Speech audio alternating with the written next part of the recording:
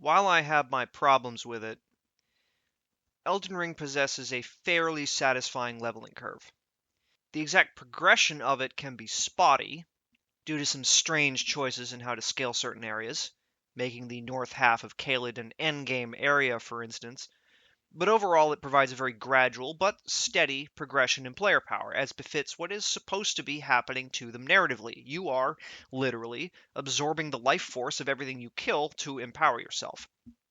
You leave enemies in early game areas in the dust as you level higher and higher, with only opponents in front of you, and even then often only the bosses, presenting an actual challenge, culminating in you killing a minor god by the end of the game and taking your place at the top of the power ranking. You might think that when adding more content to the game, the devs would simply continue the area leveling scale upward beyond the endgame limit in the base game, but this is not the case. For one thing, it would be difficult to actually do because the game has a soft cap to the player's power level. While all your stats can be leveled up to level 99, it is never worth the runes to actually get them that high, as most stats have a soft cap, after which the statistical increase from leveling it becomes minuscule. If we assume, for the sake of simplicity, you use a Wretch start, then you're looking at minimum 50 levels of Vigor, the soft cap is 60, and 70 levels in your damage stat of choice, the soft cap for those is 80. Of course, you'll need more than that. You'll need to level Endurance to, at the very least, equip what you want to equip, though you'll probably go higher than that to get at least a medium roll. Endurance itself doesn't have a dramatic soft cap. There's like a 33% drop after level 60 from 1.5 to 1 carry weight per level. So really, you just need to level it to whatever will give you your desired equip load plus roll level, whatever that happens to be. If you're a caster, you'll also need Mind, which also doesn't have a dramatic soft cap, meaning you can use it as a dump stat if you use high cost continuous spells like Comet Azure or Meteorite of Astel. However, if you don't, then the max you really need to get it to is 38, where it gives you mana almost exactly equal to the mana from a maxed out flask. You will obviously also need a few levels in other damage stats to equip whatever you plan on using. So while you can use Mind and Endurance as dump stats for the endgame, in terms of your health and damage, your character has maxed out when they hit 60 Vigor and 80 in their damage stat, which you are basically certain to by the end of the game. The only way to really expand the player's power beyond this is to start investing in a second damage stat, which won't be worth it unless it already complements their original damage stat, since without New Game Plus, you are never going to get a second damage stat high enough to matter very much in terms of damage output. With Vigor having a soft cap, this means leveling enemy damage beyond what exists in the base game will just make the player increasingly vulnerable with no way to balance it out. That leaves From's only options to level up the enemies being to increase their defenses to encourage picking up a second damage stat. You'd need to make rune rewards high enough to make this practical to do, of course, and to give them increasingly insane move sets to make the player's stats irrelevant compared to their fighting skill. Communicating that the player needs to invest in another damage stat would be rather difficult to do. You could encourage it by littering the DLC with split scaling weapons, which incidentally it is, but inevitably not everyone is going to take the hint. The latter option certainly works, but will make the RPG mechanics seem rather superfluous. Not that that stopped them from doing this anyway. Now, to me, the obvious solution here is to do away with the stupid and frankly unintuitive soft caps on stats. Without a wiki, it's no wonder it's so easy to fuck up a character's stat spread when you have to be paying very close attention to your stats on level up to realize when you've hit a soft cap. It would be much more intuitive and be more scalable to have stats scale linearly from 1 to 99. That way you could keep increasing both enemy offense and defense in the DLC and be able to expect the player to keep leveling in concert, since it's no longer a waste of time to, say, get Vigor up to level 99. You could literally just tack the DLC onto the base game's level progression and continue to scale enemies up area by area, just like in the base game. But of course, From didn't do this.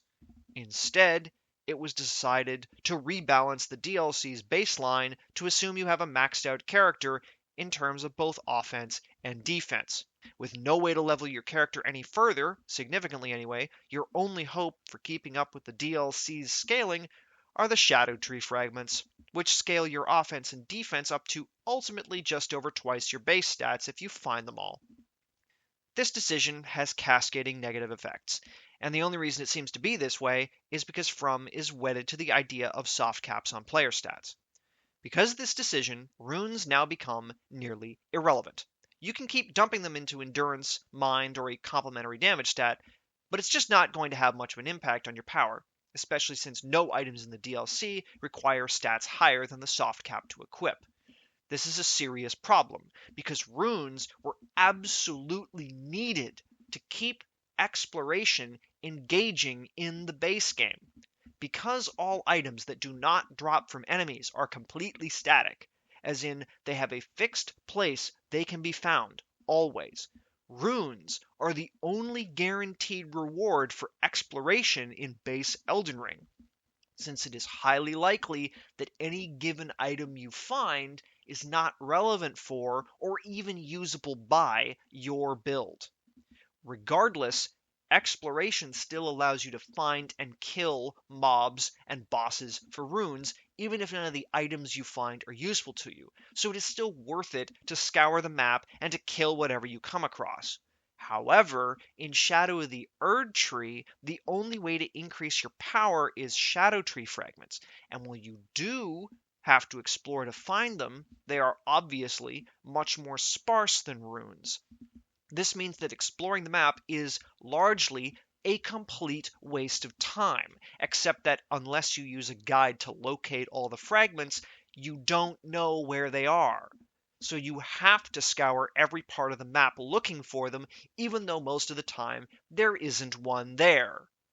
The problem that items have in the base game, of only occasionally being useful, has thus been expanded to the entire act of exploring itself.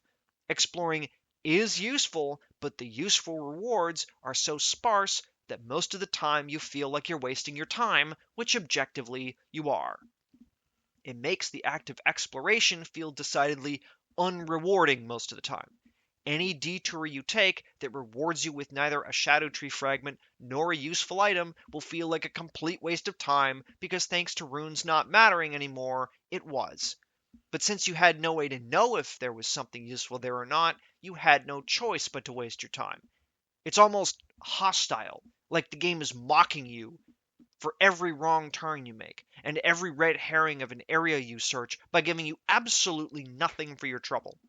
Runes mitigated this problem in the base game. They cannot do so in Shadow of the Erdtree. This problem, I believe, is why so many people detest exploration in Shadow of the Erdtree compared to the base game. Defenders of the DLC always say the DLC is more Elden Ring, which, design-wise, it is, so they have nothing to complain about. But the removal of the primary consistent reward for exploration ruins the experience. Many areas of the map truly did feel barren of content due to this problem. The pointless cookbooks and low-level crafting materials scattered throughout genuinely feel like Miyazaki was trolling me, though, to be fair, the crafting material filler is a base game problem too. And there being almost no items to find for the build I played the DLC with, intelligence, for the record, meant the most consistent reward I got for exploring was the Shadow Tree fragments, and as I already said, those are a highly inconsistent and sparse reward in their own right. The scenery was pretty, but not only did it feel like a waste of time to even kill anything that wasn't a boss, which again is the game trolling you because there are select trash mobs that carry fucking Shadow Tree fragments, incentivizing you to waste your time killing all of them on the minuscule trance 1 drops. I barely felt the drive to pick up any items I spotted, because the chances were greater than 90% that it was useless. Yet if I didn't want no rewards whatsoever, I had to pick them up anyway, just in case they were useful. It was still worth a look the first time through, if for no other reason than the environmental design is absolutely gorgeous. Every vantage point might as well be a painting. But when I thought about replaying the DLC on my dexterity character, I passed on it and went back to playing my strength character through the base game instead. On top of this, the scaling is not gradual, building on the end of the base game. You are, in effect, nerfed back down to level 1, relative to the rest of the DLC. Even basic enemies will do massive damage to you by default, and without Shadow Tree fragments, you will quickly find yourself getting obliterated by anything you run into. The power progression of the player character is completely annihilated. Rather than feeling as if the DLC is a continuation of your power curve from the base game, it feels like a complete reset. Despite being expected to have a maxed out late game build, your character is rendered so weak compared to the opposition it feels like you're back in Limgrave. It's totally incongruous with the rest of the game, and thus feels extremely out of place. Outside the DLC, you can feel like a god, where as soon as you enter it, you're reduced back to a pathetic worm, struggling against the odds, despite the odds arguably being lower, in concept anyway, than the end of the base game. The, for all intents and purposes, nerf to your power feels extremely arbitrary, especially since, unlike any high level area of the base game, there's no way to level up and come back at a higher level because it uses a completely separate leveling system. It might as well be a separate game, and yet it's not. Now, I'm sure the masochistic FromSoft junkies will insist this isn't a problem because the DLC is supposed to be more difficult than the base game, and From's games are supposed to be difficult anyway. If anything, by this viewpoint, the base game was too easy. But I'll concede my personal bias on this right now. I don't play this game for a hardcore challenge. I don't play it to constantly bang my head against a wall until I finally memorize a boss moveset and spend 10 minutes flawlessly dodging every attack while plinking down his HP to 0. I know there's a lot of people, especially in the FromSoft commentariat on YouTube, who play for precisely that reason and are usually the ones who idolize Sekiro, and will regard my words as heresy. But I do not share this outlook. I actually play this game for the same reason I play any other ARPG, a power fantasy. I'd argue it's actually a better power fantasy than a traditional ARPG like Diablo because you have far more direct control over your character and your opposition is not as trivial. The more tactile control you have over your character's movements and attacks, rather than simply clicking all over the screen, combined with your opposition being much more of a threat on an individual basis, meaning that executing the power fantasy requires much more effort on the player's part, makes it feel more earned. I realize this appears contradictory, since I'm saying that the increased difficulty and reliance on player skill is the reason it works, but it's not the same thing, because I'm not aiming for pure difficulty. A level 1 challenge run is maximally difficult, but it would not embody a power fantasy, because I'm not actually getting any more powerful. I'm just perfectly memorizing attack patterns to outskill all the bosses. I'm not getting more powerful. I'm as powerful as I'm ever going to be.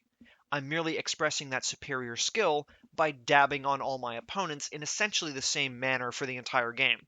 Whereas, regardless of my skill as a player, progressing from swinging around a broadsword at wolves in Limgrave to gouging Malekith's health bar in a somersaulting R2 with the Giant Crusher in Farum Azula is a very, very clear increase in player power.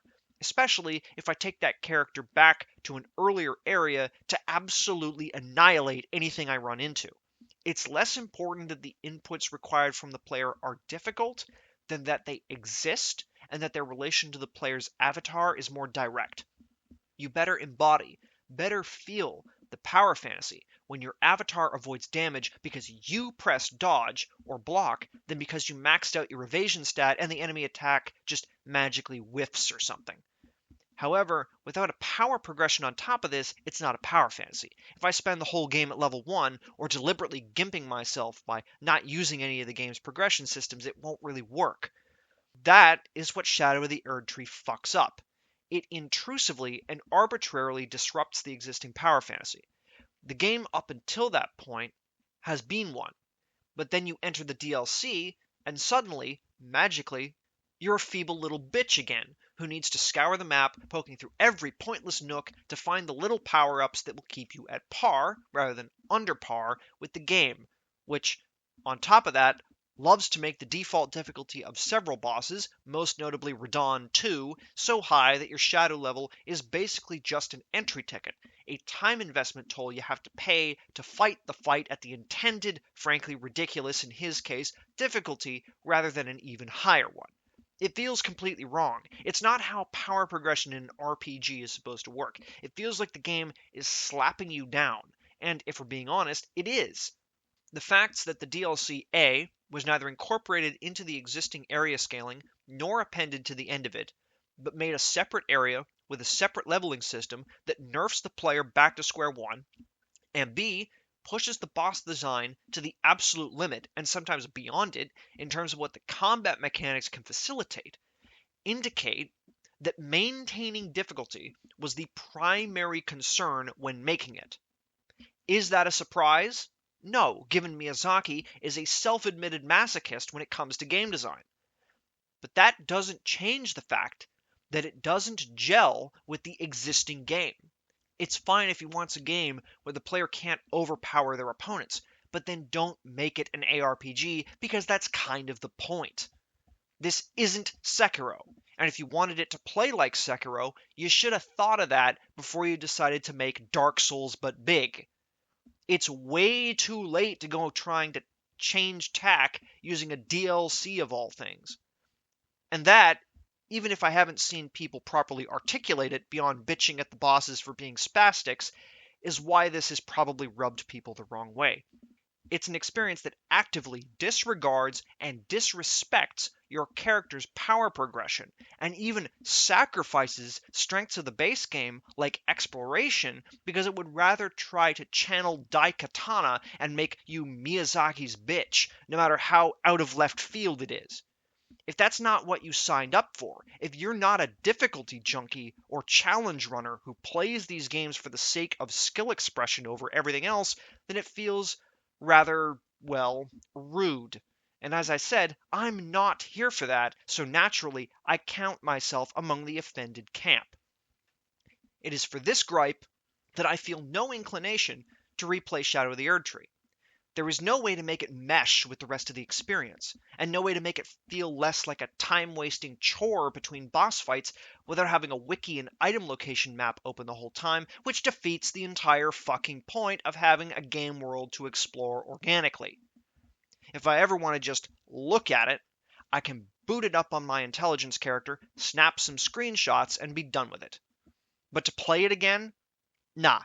I'd rather spend that time in the base game, leveling up and gearing up another character, not hunting for fucking breadcrumbs just to gain the privilege to fight a boss that can now only 3-shot me instead of 2-shot me. I'll pass. Thanks.